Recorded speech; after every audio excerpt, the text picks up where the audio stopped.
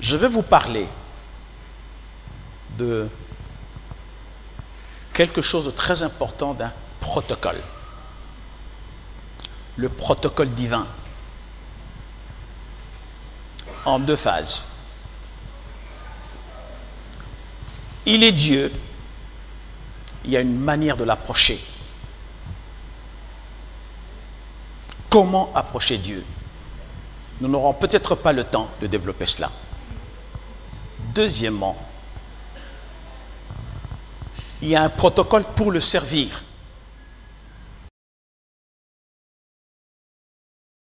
Parce que quand on sert dans un royaume ou au niveau de la nation, il y a le protocole, comme chez les humains, il y a un protocole d'État. On ne se réveille pas le matin pour aller voir le président de la République. Non. Il y a tout un protocole. Et Dieu, à plus forte raison, il a un protocole. Et ce protocole est strict. Déjà, je voudrais vous dire une chose très importante qu'il faut noter. C'est qu'on ne construit jamais rien avec la bonté. Je vous dis ça. On ne construit rien avec la bonté. Parce qu'assez souvent, quand vous regardez très bien dans la vie, si les gens trouvent que vous êtes très bon, ils vont faire de vous les paillassons sur lesquels ils peuvent s'essuyer leurs pieds.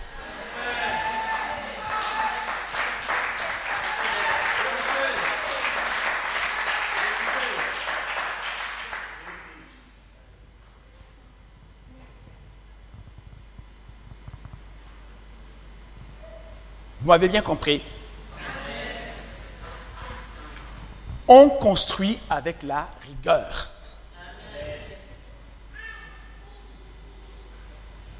J'insiste, on construit avec la rigueur. Amen. Vous pouvez aimer votre enfant. Moi, j'aime beaucoup les enfants. Parce que ce sont les seuls qui ne causent pas de problème. Ils sont adorables. Les adorables petites créatures. Mais en matière d'éducation, il faut de la rigueur. Pourquoi? Parce que toute personne aimerait bien voir sa propre projection dans l'enfant. Mais pour y arriver, il faut de la rigueur. Mais au moment où on est rigoureux, on aime en même temps beaucoup l'enfant. C'est pour ça que Dieu lui-même a 2 trônes. Il y a le trône de miséricorde. Il vous aime. Mais il y a le trône de la rigueur. Il ne déroge pas à sa loi. Et le trône de la rigueur, c'est appelé le trône de la justice. En termes de justice, il n'y a pas de justice sans loi. Et en termes de loi, il y a de la rigueur. Ce qu'on appelle la rigueur de la loi. Ces murs sont parfaits parce qu'il n'y a pas une seule brique, une seule pierre qui dépasse l'autre.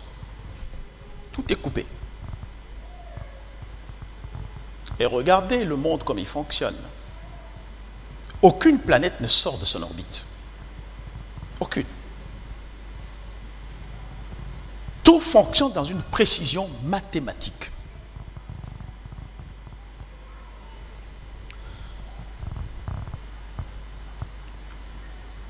Nous allons ensemble passer par un enseignement qui aura 2 parties. Il y aura d'abord la diaconie,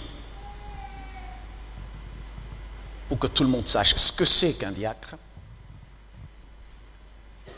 C'est un enseignement qui s'établira sur 7 étapes. Et puis, il y aura l'anciennat sur 12 leçons. Comme vous voyez, ce sera beaucoup. Donc, on est parti pour un temps assez long, qui sera de formation. Et pensez bien, donc ceux qui participent à cette formation, ce ne sera pas pour un jour, ce ne sera pas pour quelques mois, ce sera pour un temps bien déterminé, c'est pour que plus tard, vous soyez vous-même des formateurs des autres. Et les cours seront structurés de cette manière. Je ne prétends pas que nous puissions finir la première partie pendant cette semaine. C'est pratiquement difficile. Je viens de l'Afrique, je n'ai pu donner que 2 leçons en une semaine, à raison de 2 sessions par jour. Ne soyons pas pressés, parce qu'on ne bâtit pas en un jour non plus. Il faut tout un cursus.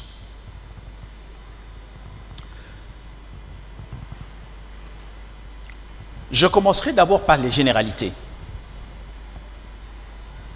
Et je vous invite déjà à regarder le livre de Lévitique, chapitre 10, du premier verset jusqu'au verset 11.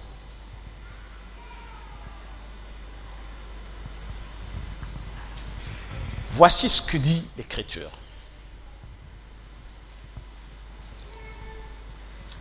Les fils d'Aaron, entendez le grand frère de Moshe, Moïse, Nadab et Avihu, prirent chacun un brasier, y mirent du feu et posèrent du parfum dessus. Ils apportèrent devant l'Éternel du feu étranger, ce qu'il leur avait point ordonné.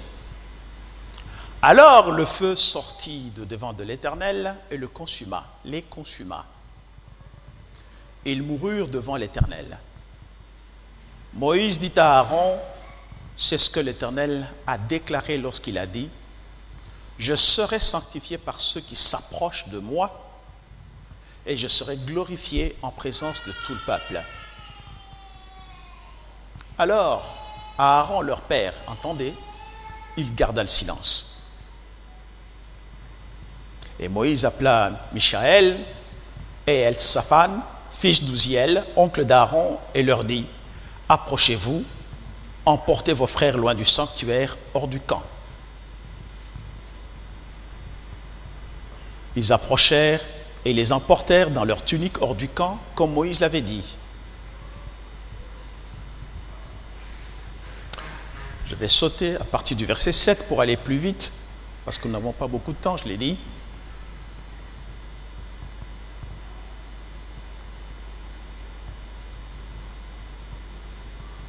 Vous ne sortirez point de l'entrée de la tente d'assignation de peur que vous ne mouriez, car l'huile de l'onction de l'Éternel est sur vous. Ils firent ce que Moïse avait dit.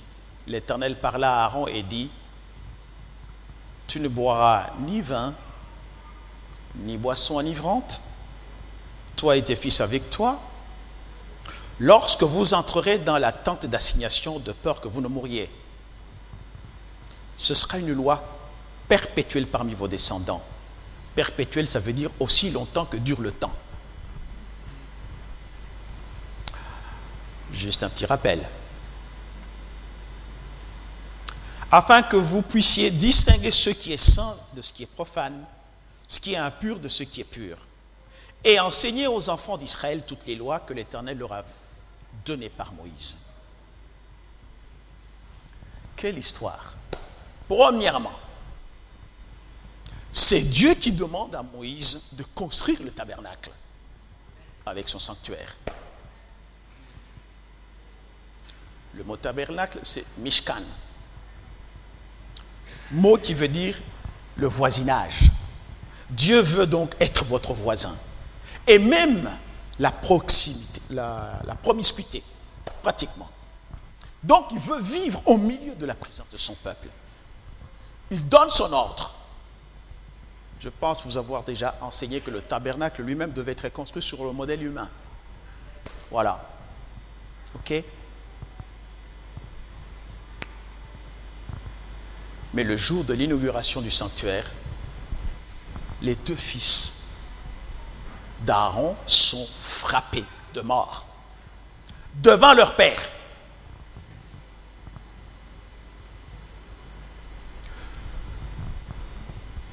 Mais ça paraît dur, très dur même.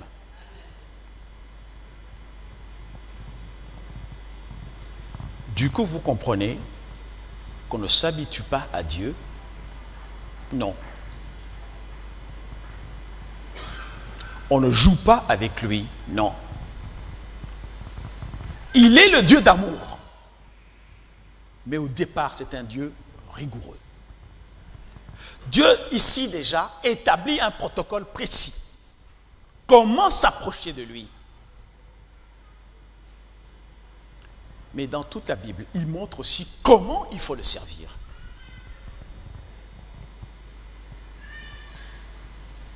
Mais la Bible déclare aussi qu'il n'est pas servi par des mains d'hommes. Que faisons-nous alors? Donc le service à Dieu ne se fait qu'auprès des hommes. C'est là que ça devient compliqué.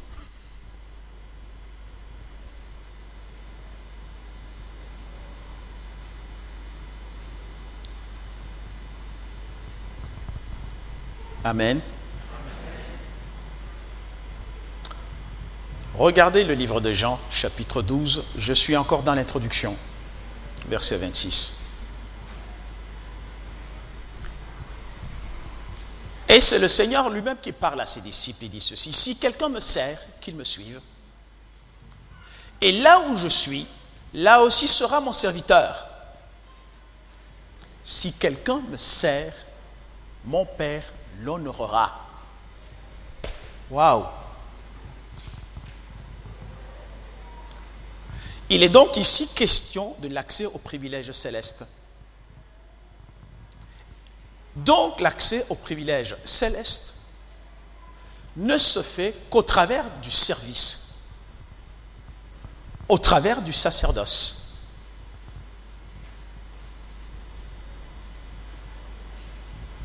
Voilà pourquoi Dieu, quand il avait fini de tout créer, Adam et Ève n'avaient plus rien à faire. D'ailleurs, jusqu'à aujourd'hui, quand les fruits poussent, quel effort vous faites pour envoyer la sève dans les arbres? Il n'y a pas. Je vois les bébés d'hier qui aujourd'hui ont grandi. Quel est le feeling station où on les a pompés pour avoir de la taille? Ça pousse comme ça, tout seul. Tout est programmé par Dieu. Aucun effort. Et on est tous témoins, on constate que ça pousse, ça pousse, ça pousse, ça pousse. Et voilà. Et puis un jour, comme Inès, elle va se marier. Ah bon? Ben, on dit gloire au Seigneur. Ça ne nous rajeunit pas, mais bon, c'est bon aussi. Ça doit continuer comme ça. Mais pourquoi Dieu a dit à Adam de cultiver et de garder, alors qu'il avait déjà tout fait? Mais justement, le mot cultiver,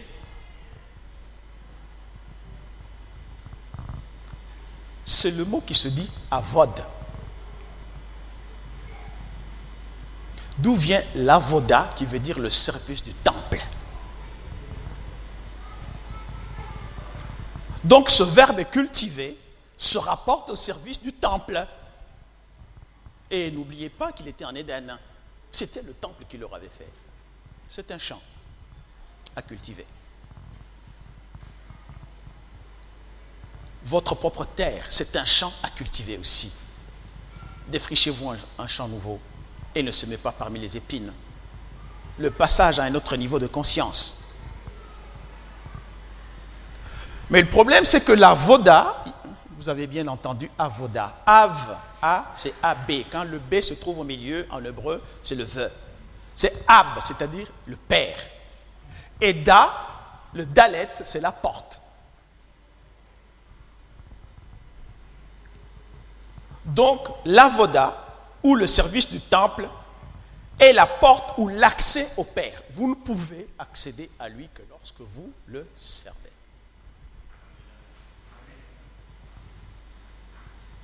Vous êtes bien assis?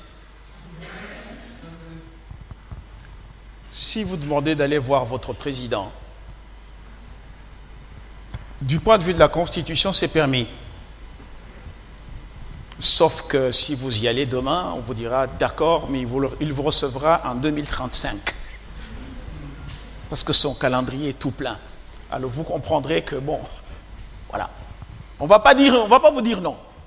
On va regarder, on fait le calendrier, dit en 2035. Donc vous aurez le temps de mourir 3 fois sans le voir. Mais son cuisinier le voit tous les jours.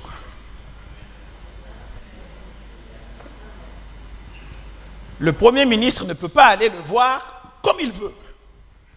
Mais le cuisinier, oui. Tous les jours. Oui. Amen.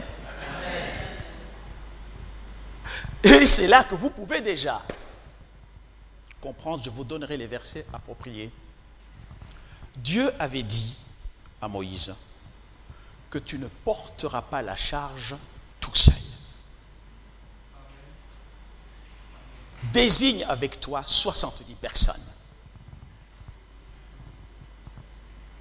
Et du coup, lorsqu'on sert Dieu,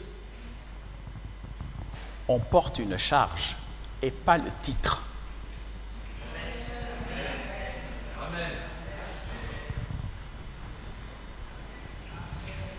Je vous dis, quand on sert Dieu, on porte la charge et pas le titre.